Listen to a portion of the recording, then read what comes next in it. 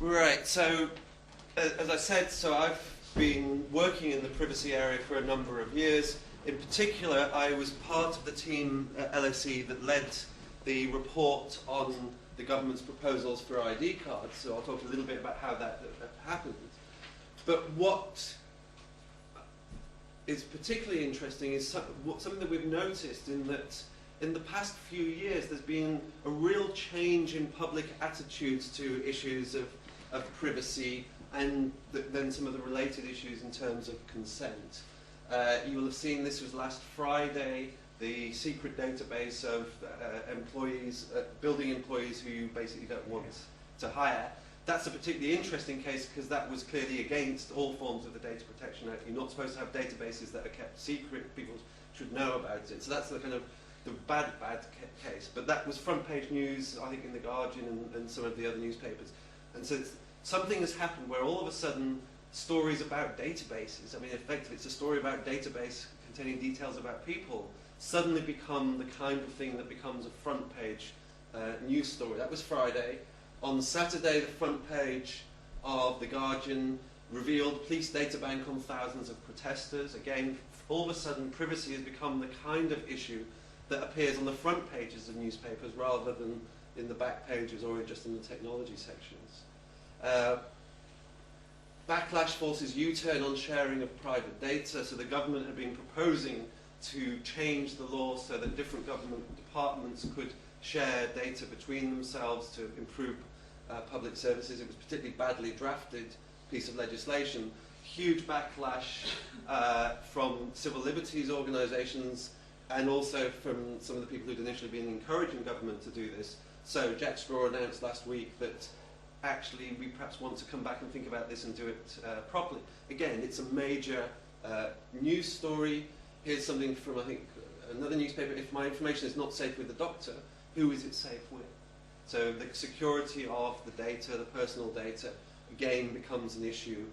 The campaign fight back against the Big Brother state begins.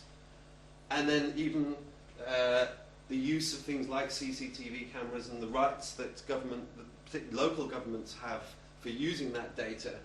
So a survey that said using the powers that they've been given essentially for anti-terrorism measures, some local councils were using it to keep track of which dogs are fouling in the street, and people are kind of saying, hang on a second, that's not what if we do have a deal with the government for the government to protect us and to do certain things, looking at who allows dogs to foul in public places probably isn't quite the deal that we thought we were signing up to with regards to government.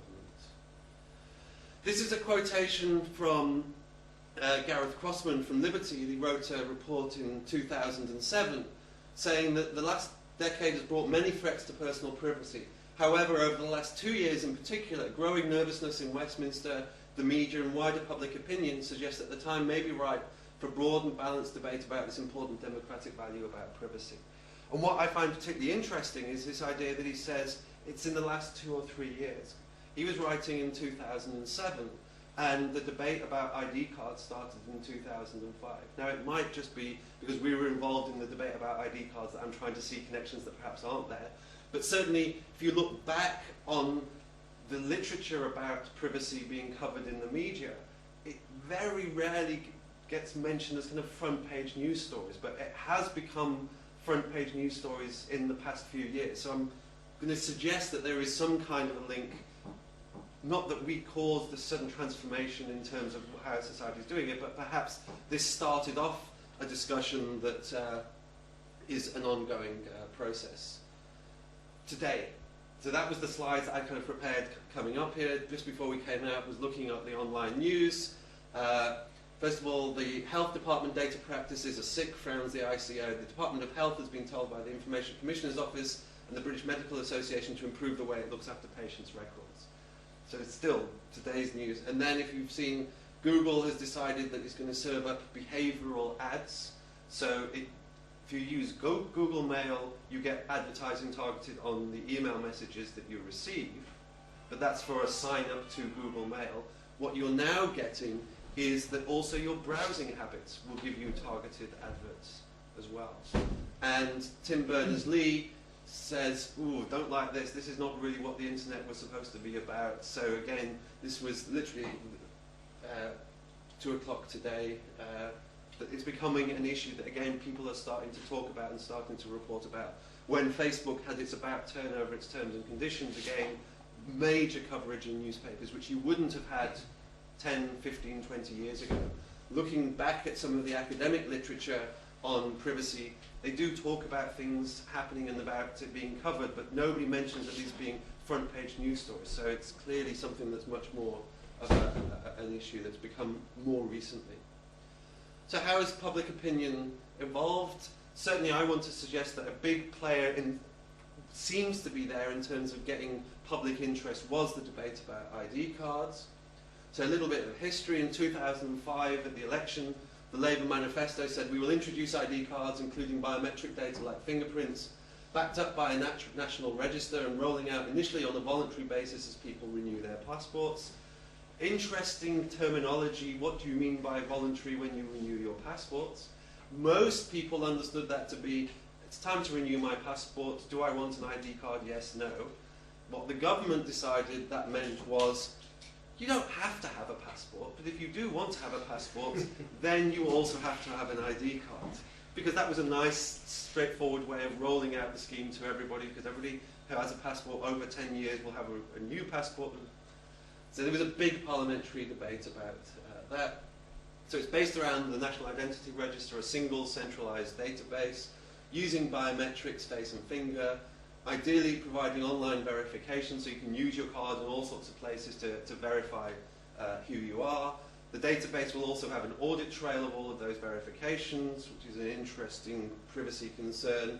Private sector will rush to use this because then you can change all of your systems to just use the ID card rather than photocopies of passports and utility bills, etc., etc. And it was going to be self-financing. It was not going to be subsidised by the public sector. We then wrote a 300-plus page report reviewing some of the concerns in terms of technology, in terms of civil liberties, in terms of the role of biometrics, the idea of having a single centralised database, etc., etc. We also suggested that the government's costings were not quite right, partly because of how they were choosing to say what the costs were. The costs were just the cost to the Home Office, not the cost to government as a whole. It wasn't the most popular pieces of research. Some of the figures bandied around about costs are absolutely absurd. Mr. Clark, he was the 3 Home Secretaries ago, I think, said it was technically incompetent. So yeah, you're being talked to by someone who's technically incompetent, and contained figures that were simply mad. He accused the LSE of running a campaign against ID cards. If only we had that power to run a campaign that got such popularity.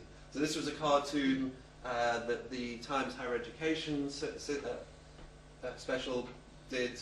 We're not quite sure. It looks like Peter Mandelson, but it's kind of, it was meant to be the researchers who had been told by government to not publish their research because it would affect the way that the Home Office was working.